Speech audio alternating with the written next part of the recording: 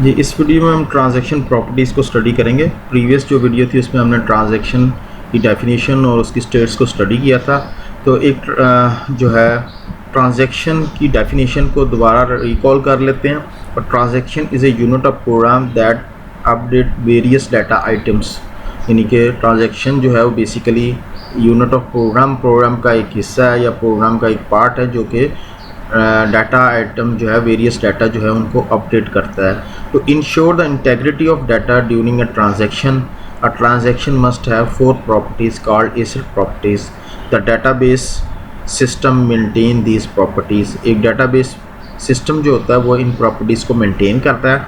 और वो जो प्रॉपर्टीज़ बेसिकली क्यों मेंटेन की जाती हैं, ताकि इंटेग्रिटी ऑफ डाटा जो है that will be maintain during the transaction, ताकि इनकंसिस्ट और इनएक्यूरेट डाटा जो है वो हमें जो है वो डाटाबेस के अंदर अवेलेबल ना हो।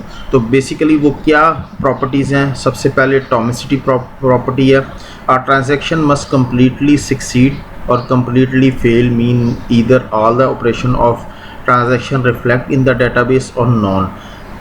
इसका मतलब है कि एक ट्रांजैक्शन जो है या तो वो कम्प्लीटली सक्सेसफुल होगी या फिर वो कम्प्लीटली फेल होगी। और इसका मतलब है कि उसके अंदर जितने भी ऑपरेशन थे या वो तो जो है वो डाटाबेस के अंदर रिफ्लेक्ट हो रहे होंगे उस ट्रांजैक्शंस के वो ऑपरेशन, और अदरवाइज़ अगर वो जो है कोई प्रॉब्लम क्रिएट या एरर क्रिएट हो गया तो वो ट्रांजैक्शंस की तमाम ऑपरेशन जो हैं that will B A cancel, और कोई रिफ्लेक्शन जो है वो पार्शली रिफ्लेक्शन जो है वो रिफ्लेक्ट नहीं होगी। That is atomicity mean either transaction will be A completed in successful और या जो है फेल। दो पॉसिबिलिटीज़ हैं, इसके अलावा तीसरी कोई पॉसिबिलिटी नहीं है। इसकी एक एग्जांपल हम लेते हैं। Example, in banking system, suppose account A has a balance of rupees 400 or B has 700. Account A is transferring rupees 100 to account B. This is a transaction that has two operation. एक जो है हम example banking system की है कि एक account है suppose ए, उसमें 400 का बैलेंस है और दूसरा अकाउंट बी जो है उसके अंदर 700 का बैलेंस है। अकाउंट ए में से 100 रुपीज़ जो है वो ट्रांसफ़र करने हैं अकाउंट बी के अंदर। तो ये दो तरह की ट्रांजैक्शन होंगी जिसमें हम देखेंगे एक अकाउंट जो है उसमें से 100 रुपीज़ ए अकाउंट में से 100 रुपीज़ डेबिट होंगे और credit the rupees to be balance, यानी कि दूसरा ऑपरेशन जो होगा वो बेसिकली 100 रुपया जो है वो बी अकाउंट में जो है वो क्रेडिट होगा। So basically that is account A और आप उसको डेबिट कर रहे हैं, that will be a transfer and then credit into 100 rupees into account B. तो that is basically operation। तो फर्स्ट ऑपरेशन अगर सपोज वो सक्सेसफुली हो जाता है, तो फर्स्ट ऑपरेशन पास सक्सेसफुली वाइल सेकंड फेल। दो ऑपरेशन है, ये आपका सक्सेसफुली हो जाता है और ये जो है सक्सेसफुली नहीं होता। तो इसका मतलब है कि आपने ए का बैलेंस जो है वो 300 रुपये रह जाएगा क्योंकि आपने डेबिट कर लिए थे 100 रुपये, और in this case A's balance would be a 300 while B would be having a 700 instead of rupees 800। जब और B का जो बैलेंस है वो 700 है, हालांकि उसको 800 होना चाहिए, बट आपका जो सेकंड ऑपरेशन था उस ट्रांजैक्शन के अंदर वो तो ऑपरेशन परफॉर्म ही नहीं हुआ, सिर्फ डेबिट हो गया था, यानी कि आपने 100 रुपीज़ जो है वो अकाउंट ए में से निकाल लिए थे बट डिपॉजिट नहीं हुए। तो इस तरह की सिचुएशन जो है वो फुलफ़िल या वो जो है इनकम्प्लीट ट्रांजैक्शन जो है वो नहीं होनी चाहिए, यानी कि पार्शली इफ़ेक्ट जो है वो ट्रांजैक्शन का रिफ्लेक्ट हो रहा है और पार्शल इफ़ेक्ट जो है वो रिफ्लेक्ट नहीं हो रहा। This is unacceptable in banking system. Either the transaction should fail without executing any of the operation or it should process both operation। the atomicity property ensure that। ये atomicity जो है property ये basically database की property जो कि इस को ensure करेगी या तो ऑपरेशन कंप्लीट हो जाएगा या फिर वो कम्प्लीटली रिवर्स या जो है वो फेल हो जाएगा। अगर ये 100 रुपये डेबिट नहीं क्रेडिट नहीं हुए तो इसका मतलब कि ये जो 100 रुपये हमने डेबिट किए थे ए में से वो दोबारा रिवर्स हो जाएगा। इसका मतलब है कि ए का बैलेंस जो है वो 400 का 400 रहेगा। और इन केस अगर ये क्रेडिट हो जाते तो यहाँ पे 300 ही हो जाता और इसका बैलेंस जो है 800 होना था। इट्स मीन के दो ही पॉसिबिलिटीज़ थी, या तो ट्रांजैक्शन सक्सेसफुली परफॉर्म हो जाती, दोनों ऑपरेशन परफॉर्म हो जाते, या कोई एक ऑपरेशन परफॉर्म होने की सूरत में वो रिवर्स हो जाती। That is atomicity. नेक्स्ट जो है consistency. A transaction must leave the data in a consistent state after the completion. The execution of transaction should take place in isolation. That means no other transaction should run concurrently when there is a transaction already running. Consistent का मतलब कि data जो है वो accurate होना चाहिए। एक अगर ट्रांजेक्शन जो है वो एग्जीक्यूट होती है वो जो है वो कंसिस्टेंट स्टेट में डाटा जो है अपनी कंसिस्टेंट स्टेट में डाटा को जो है वो लीव करे।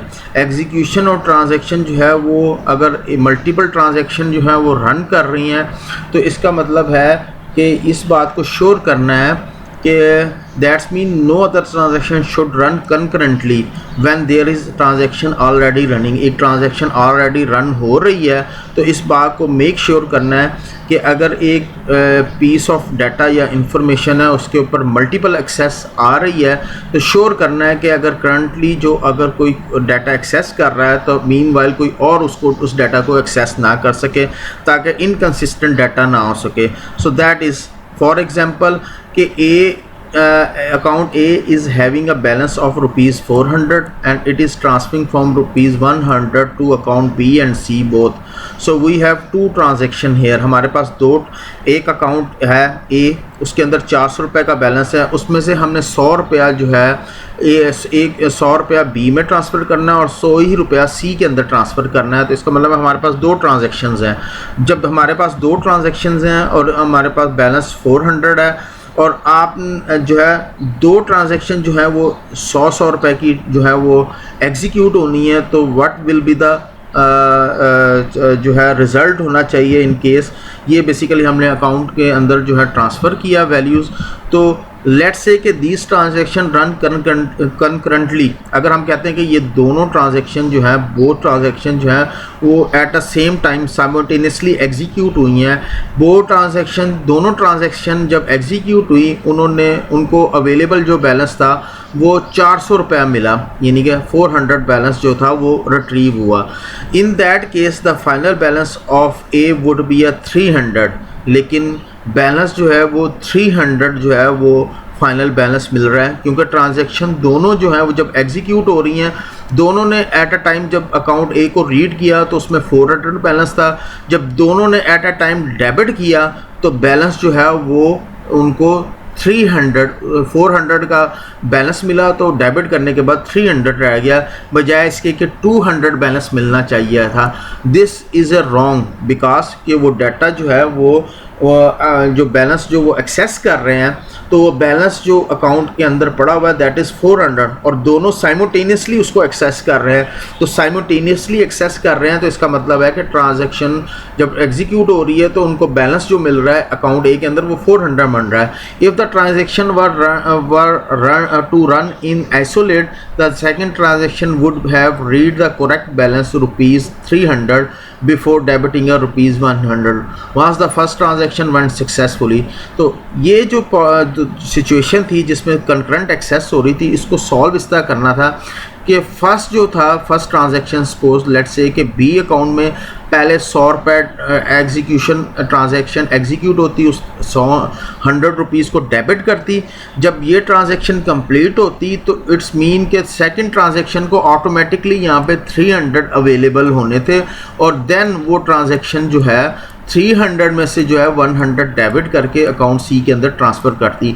बट प्रॉब्लम क्या है वो प्रॉब्लम ये थी कि जब दोनों ने एट अ टाइम दोनों ट्रांजैक्शन ने इस डाटा को एक्सेस किया तो 400 का बैलेंस था, दोनों ने 400 ही रीड किया और डेबिट किया तो 300 रह गया। हालांकि दो ट्रांजैक्शन है और दो एंट्रीज जो हैं वो एग्जीक्यूट हो रही हैं यानी कि 100 बैलेंस की। सो दैट मीन के इनकंसिस्टेंट बैलेंस या इनकंसिस्टेंट डाटा मिल रहा है उनको, inconsistent, that is mean by consistency, यानी कि एक्यूरेट डाटा मिलना चाहिए। तो ये इंश्योर करना चाहिए कि एट अ टाइम एक ट्रांजैक्शन जो है वो एग्जीक्यूट हो, कंकरेंटली जो है वो एक से ज़्यादा ट्रांजैक्शन एग्जीक्यूट ना हो, अदरवाइज डाटा जो है वो इनकंसिस्टेंट होगा। नेक्स्ट प्रॉपर्टी जो है isolation. All transaction that modify the data are isolated from each other, they do not access the same data at the same time, transaction must have no dependence or effect on the other transaction. Every pair of transaction, one transaction should start execution only when the other finish the execution. जैसे कि अभी हमने consistency वाले point में discuss किया था कि अगर जो है एक से ज़्यादा ट्रांजैक्शन एग्जीक्यूट होनी है तो वो आइसोलेट हों एक दूसरे के साथ, वो एक दूसरे के डाटा को इफ़ेक्ट ना कर रहे हों, इंडिपेंडेंट ट्रांजैक्शंस हों और उनका इफ़ेक्ट एक दूसरे के ऊपर ना हो रहा हो। अगर पेयर ऑफ ट्रांजैक्शन है तो इसका मतलब है कि पहले एक स्टार्ट हो जाए और वो जब ख़त्म हो तो फिर दूसरी ट्रांजैक्शन स्टार्ट हो। जैसे कि हमने देखा था कि अकाउंट ए से जो है अमाउंट ट्रांसफ़र होनी थी बी और सी में, तो फर्स्ट जो ट्रांजैक्शन है वो अकाउंट ए में अकाउंट 100 रुपीज़ ट्रांसफ़र करने के बाद जब वो ट्रांजैक्शन कंप्लीट हो जाए तो फिर दूसरी ट्रांजैक्शन जो है वो 100 रुपीज़ डेबिट करके सी अकाउंट में ट्रांसफ़र करे। That is mean by isolation. Durability mean that the modification made by the transaction are permanent and persistent. In case of system failure, crash or reboot, once a transaction completes successfully, the change it has made into the database should be a permanent. The recovery management component of database system ensure the durability of transaction. इसका मतलब है कि अगर आपने कोई transaction जो है modification या चेंजेस जो हैं वो आपने डेटाबेस के अंदर की हैं और वो सक्सेसफुली हुई हैं तो वो परमानेंट होनी चाहिए, वो मौजूद रहनी चाहिए। अगर सिस्टम क्रैश भी कर जाता है, रीबूट भी हो जाता है, तो जो ट्रांजैक्शन कंप्लीट हो चुकी थी सक्सेसफुली उनका इफ़ेक्ट जो है वो डेटाबेस के अंदर परमानेंट होना चाहिए।